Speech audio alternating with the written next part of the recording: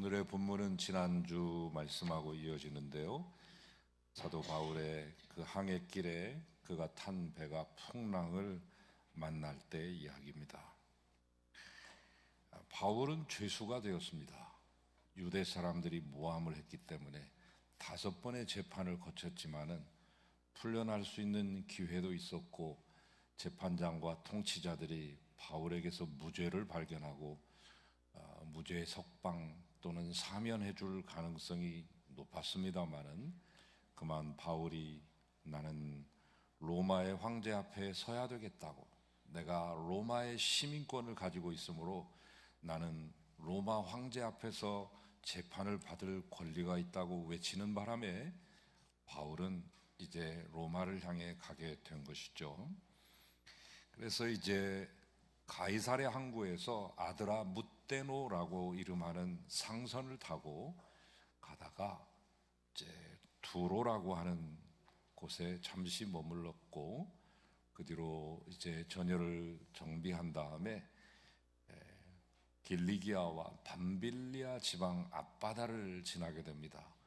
그래서 지난주에 말씀드렸듯이 동지중해의 관문이라고 할 수 있는 그 이름도 유명한 무라 항구, 우리에게는 산타크로스의 고향으로 알려져 있다고 제가 말씀드렸어요. 성 니콜라우스 이름이 산타크로스인데, 이 산타크로스의 고장인 이 무라에 도착합니다. 그러나 이 무라에서부터 로마까지 가게 이 아드라 무테노 배는 그렇게 좋은 배는 아니었던 것 같습니다. 그래서 보다 더 큰 배, 로마행을 더 확실하게 책임져 줄 배로 갈아타게 되죠. 요즘으로 말하면 환승을 한 것입니다. 그래서 알렉산더호라고 하는 배에 올라타게 됩니다. 아마 276명이 승선을 했으니까 가히 그 정도, 어느 정도 크기인가 하는 것을 여러분 짐작하실 수 있습니다. 큰 배, 풍랑에도 쉽게 흔들리지 않을 그런 배로 이 백부장 율리오가, 호송 책임자인 이 백부장이 갈아태워서 이제 죄수를 호송하는 것이죠. 그래서 이제 니도라고 하는 것을 가려고 하는데, 갑자기 터키 본토에서부터 불어오는 북풍에 의해서 이 접안을 할 수가 없는 것입니다. 그래서 계획을 바꿔가지고 삥 돌아가지고 북풍을 막아줄 만한 방패막이가 되는 큰 섬 크레테라고 하는 섬을 중심으로 해서 이렇게 삥 돌아가지고 우회해서 가려고 하는 작전을 세운 것이죠. 그러다가 이제 지쳐서 그레데 섬의 항구에 도착하는데, 그 항구의 이름이 미항이었습니다. 지난주 그 말씀 드렸잖아요. 때는 마침 금식할 시간이 지나서 10월 10일을 넘기고 말았습니다. 10월 10일 넘기면 지중해 이 해안에 항해가 불가능해지는 시기가 가까우는 것입니다. 그래서 바울이 여기 좀 머물다 갑시다, 그렇게 말하는데, 백부장이 그 말을 듣지 않고 선주 눈치 보고 선장 눈치 보고 또 선원들 눈치 보면서 인기 영합해서 베닉스라고 하는 항구 64km 떨어진 곳으로 가게 됩니다.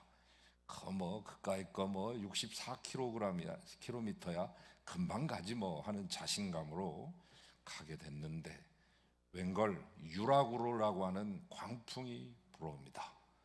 유라굴로는 2개의 단어가 합성된 건데, 하나는 유로스, 또 하나는 아퀼로. 유로스는 동풍이요, 아퀼로는 북풍인데 합치면 북동풍이 되는 것입니다. 북동풍이 불어오는 거예요. 이 북동풍은 어떻게 형성이 됐느냐면, 남풍, 크레테 섬에서 불러오는 남풍이 휙 불어오면은 2456m가 넘는 이다 산맥에 맞부딪히게 되고, 부딪혀서 반사되어서 나오는 그 바람이 남서쪽으로, 북동풍이 부니까 남서쪽으로 밀려나게 되는 거죠. 그래서 한없이 밀려나가다가 광풍 속에서, 오늘 본문 말씀에 보니까 해도 보지 못하고 달도 보지 못하고 그 칠흑 같은 암흑 속에서 며칠을 보내니까 사기가 완전히 다운이 되고 살 여망, 구원의 여망마저 없었더라. 살 소망이 털끝만큼도 없는 것이죠. 그런 위급한 상황 가운데 놓이게 되었습니다. 저는 오늘 우리 사회와 우리의 민족이 또는 우리 전 세계가 처한 상황이 그런 형편이 아닌가 생각해 보게 됩니다. 세계적인 경제 위기의 풍랑도 잦아질 기미가 없습니다. 아메리카 퍼스트를 외치는 미국의 트럼프 대통령, 이 FTA 이런 것을 가지고서 한국의 당장에 GM 자동차 공장이 문을 닫나 봅니다. 군산에 살고 있는 협력업체와 주변에 있는 모든 상인들이 약 30만 명이 실업 상태에 들어가게 되는 이른바 패닉 상태에 빠지게 될 지경이 되었습니다. 지금 비록 평창에서 우리가 남과 북이 하나의 단일팀을 이루고 싸우고 같이 어깨를 나란히 하고 있습니다만, 화해의 무드로 돌아서고 있습니다만, 또 그렇게 가야 됩니다만, 그리하여서 조금 더 진전된 남북 간의 관계가 형성이 될 것이 분명하지만은, 그러나 염려스러운 것은 우리의 이 하나됨을 그대로 놔두지 않는 주변의 강대국들의 움직임이 올림픽이 끝나자마자 더 심하게 빨라질 텐데, 그때 우리는 어떻게 그 풍랑 속에서 견뎌낼 수 있을까를 생각해 보면 가슴이 아픕니다. 우리는 경제 전쟁에서도 정치적인 외교 전쟁에서도 우리의 주도권을 잡고 선점할 수 없는 위치에 있으며, 그런가 하면 역사 전쟁에서도 중국의 동북공정 역사전쟁, 서북공정 역사전쟁에 우리는 밀려서 우리의 역사를 그들에게 빼앗겼습니다. 일본에게도 지금도 위안부 문제와 독도 문제, 일본이 결코 양보하지 않습니다. 모든 것들이 다 녹록지 않고 힘들고 어려운 풍랑과 경랑 속에 우리가 휩싸이게 될 겁니다. 올림픽의 꿈은 잠시고 우리가 직면해야 될 실질적인 문제는 길고 또 오래 갈 것입니다. 우리가 인생이라고 하는 게 원래 그런 것이죠. 인생은 다 그런 거야. 세라비, 인생은 원래 다 그런 거라 이렇게 말하면 편하긴 하지만, 그러나 그것을 견뎌야 되는 당사자인 저와 여러분은 그리 쉬운 문제가 아닙니다. 인생을 이렇게 정의하는 여러 가지 정의가 있습니다.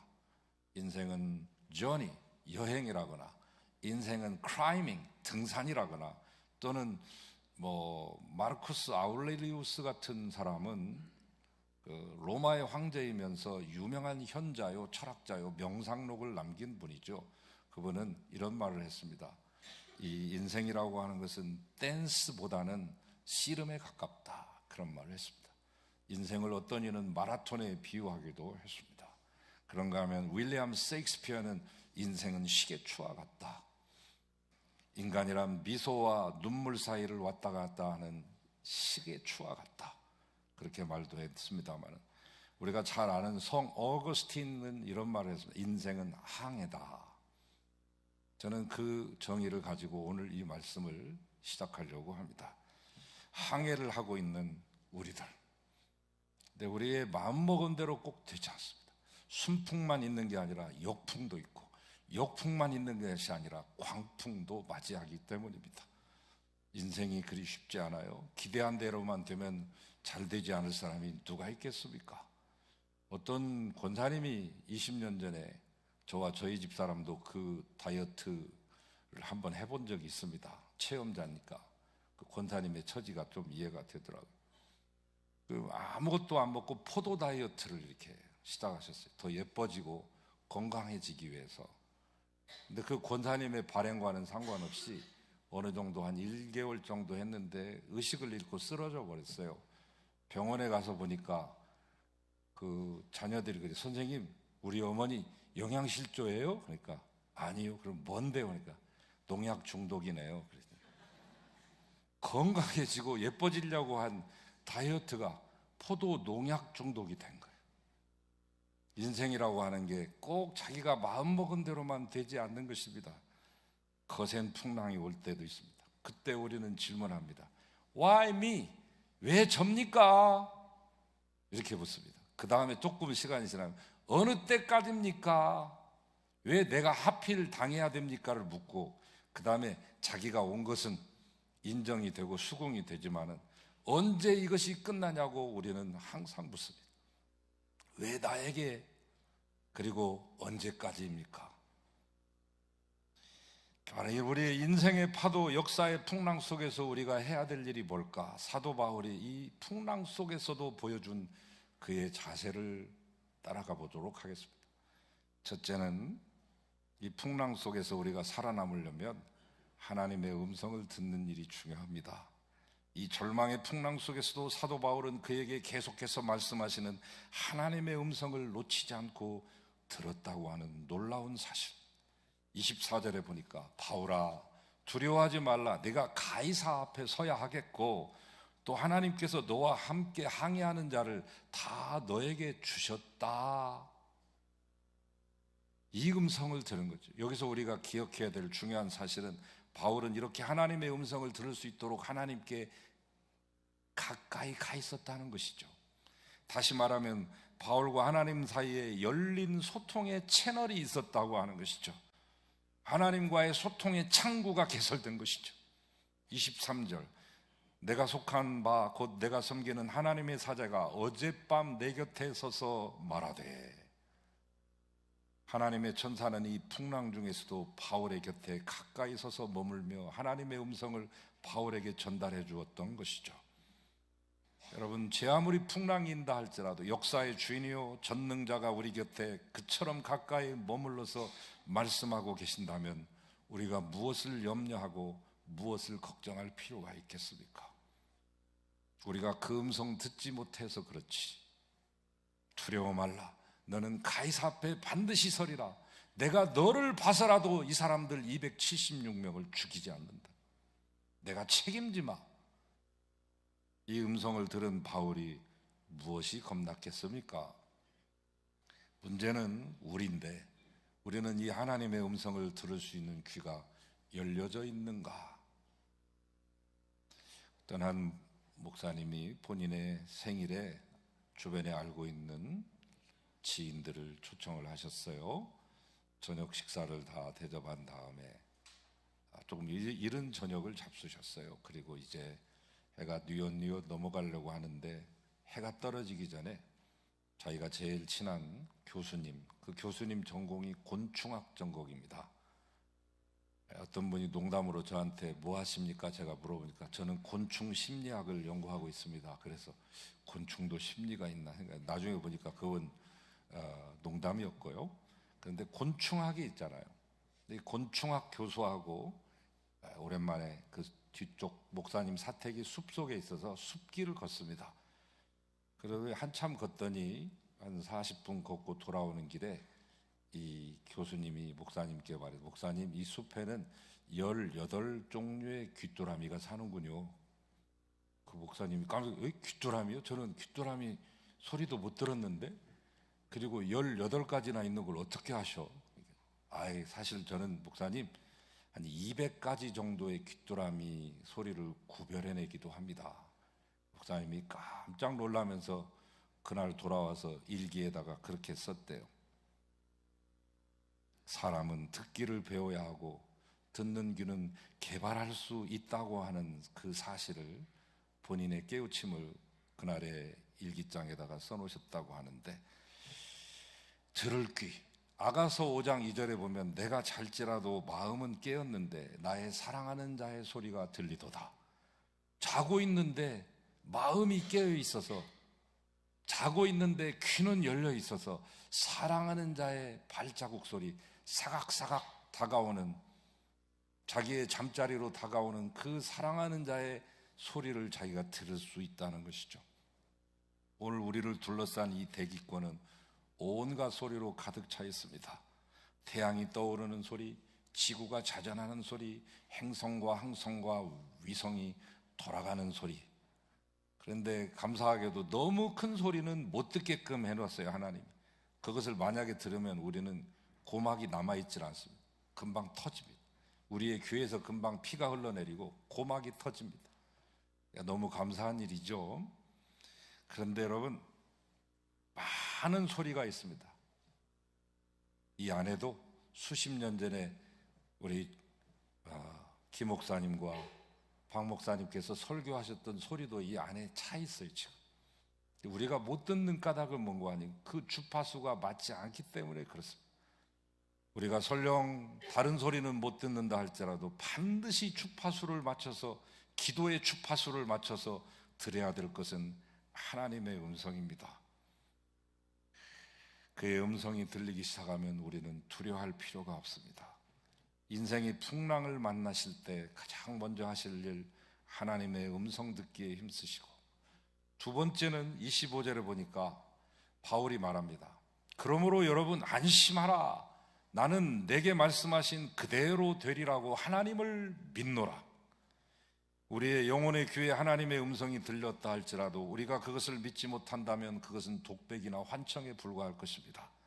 문제는 그것을 믿는 일입니다. 듣는 일보다 더 중요한 것은 들은 그것을 믿는 일인데, 성경의 말씀은 말씀하시는 하나님이며 말씀하신 그대로 이루시는 하나님이십니다.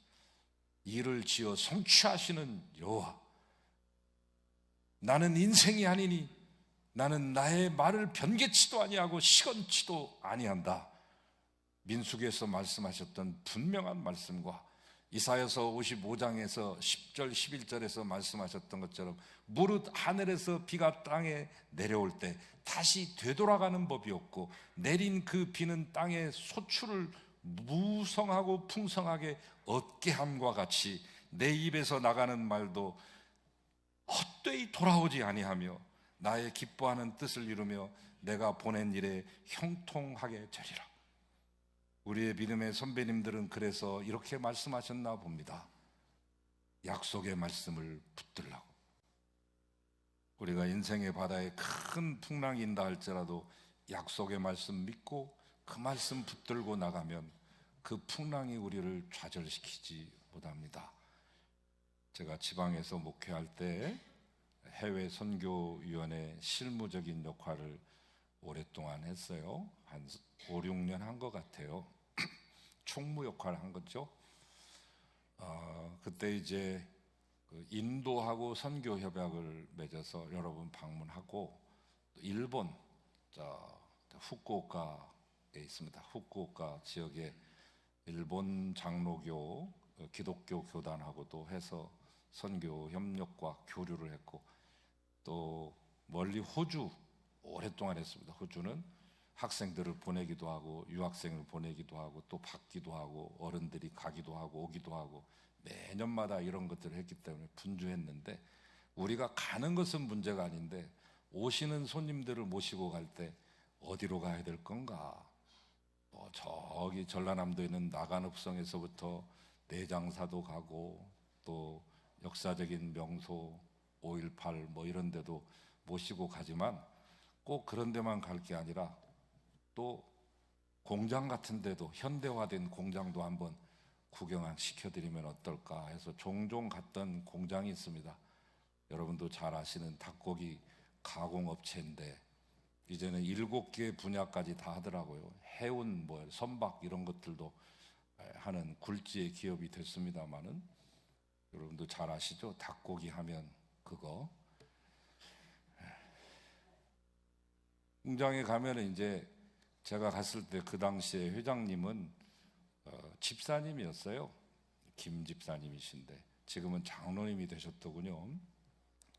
11살 때 자기 외할머니한테 10마리의 병아리를 받아가지고 그것을 키우고 고등학교 때 이미 사장이 되어가지고 지금은 우리나라의 38대 부호 중에 하나입니다. 연간 2조의 매출을 올리고 있는데, 그분이 그렇게 되기까지는 많은 환란이 있었습니다.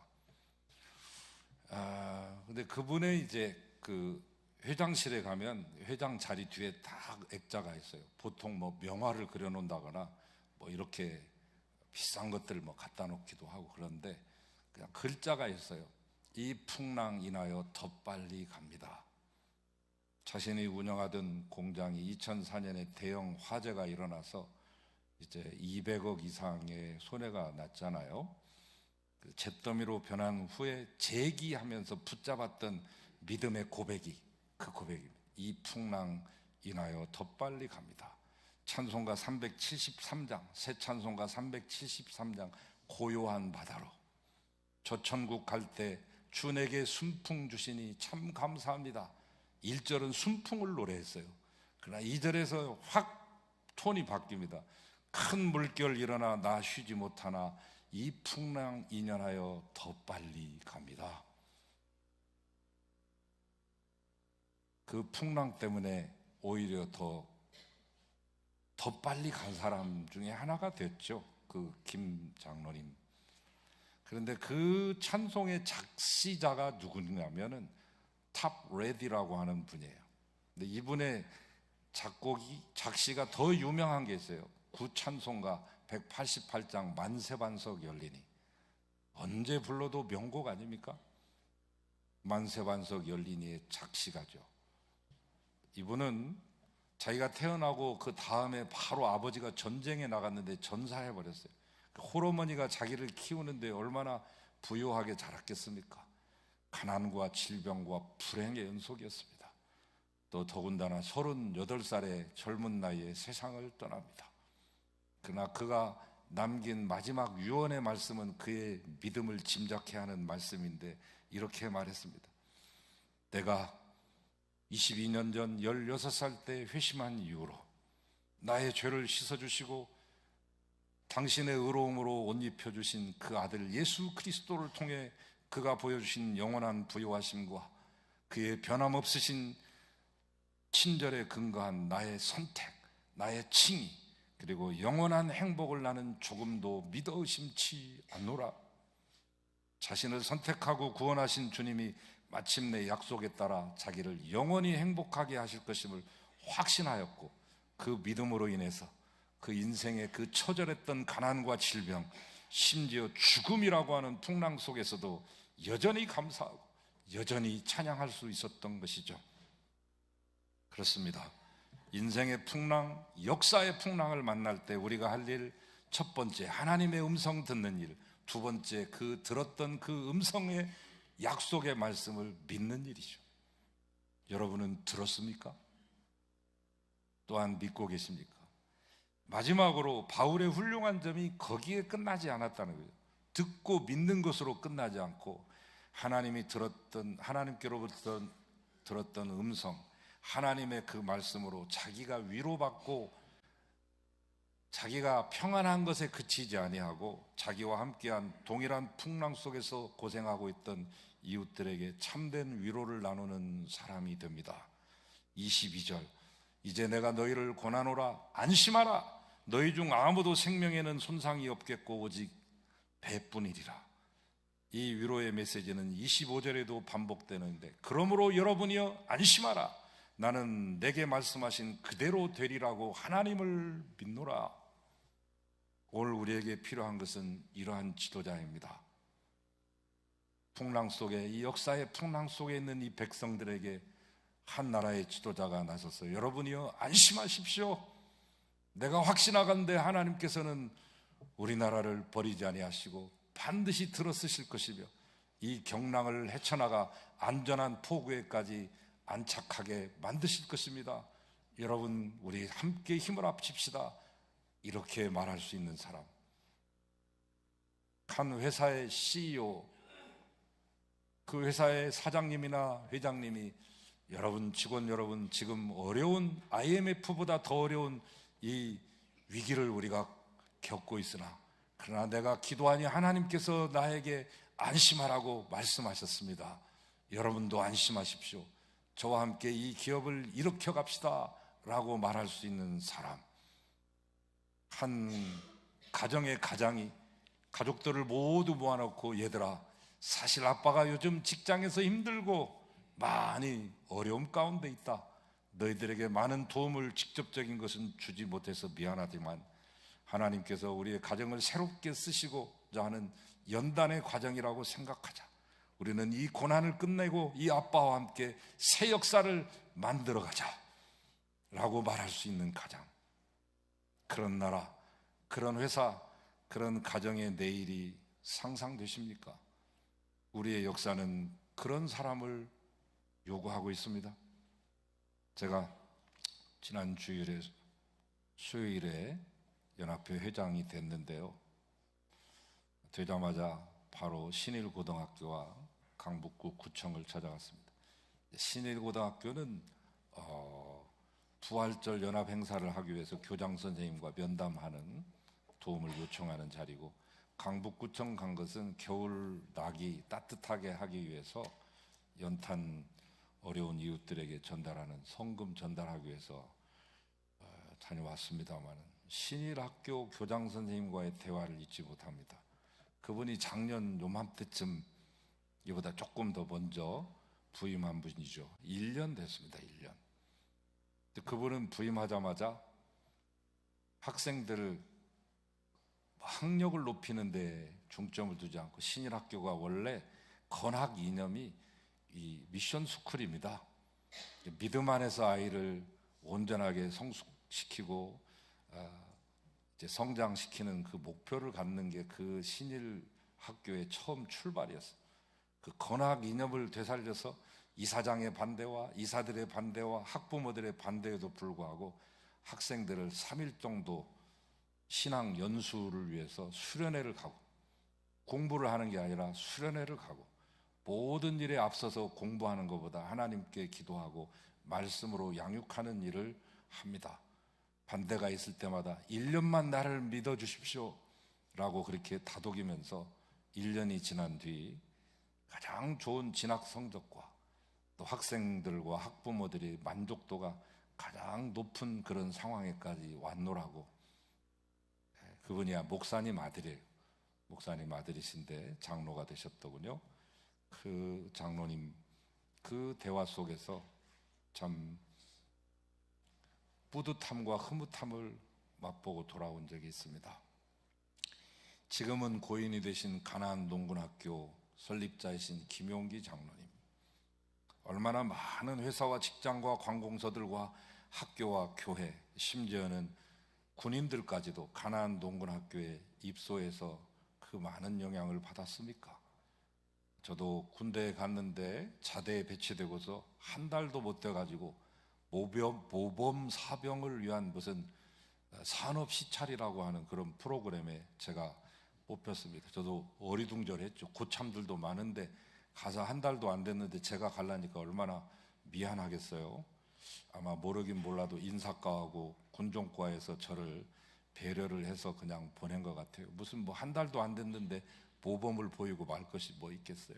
아직도 군대가 뭔지를 모르는 애송인데, 아무튼 그 덕에 어떤 팀은 포항제철로 갔고요. 저는 원주에 있는 가나안 농군학교에 입교하게 되었습니다. 잊을 수 없습니다. 첫 번에 딱 들어갈 입구에 인상적인 글귀가 하나 있었어요. 일하기 싫은 자 먹지도 말라. 일찍이 제가 알고 있었던 귀절이었지만 그처럼 그게 확 제 가슴에 닿아온 적이 없는 그런 귀절이었습니다. 세수를 할 때 꼭 남자는 편도 3번만 밀으래요. 여자는 5번을 밀으라나. 왜? 남자는 손이 더 꺼끌꺼끌하니까 3번만 밀어도 된대. 참 숨막히는 그런 생활을 했었는데, 하루는 그 뒤산이 있어요. 거기에 소나무 밭이 있는데 자연스럽게 계단식으로 형성이 된 그곳에 우리를 앉히고, 그 당시 이 김용기 장로님이 한 30분 연설하셨나? 제 평생에 가장 멋진 연설이고 가장 감명 깊은 연설이었습니다.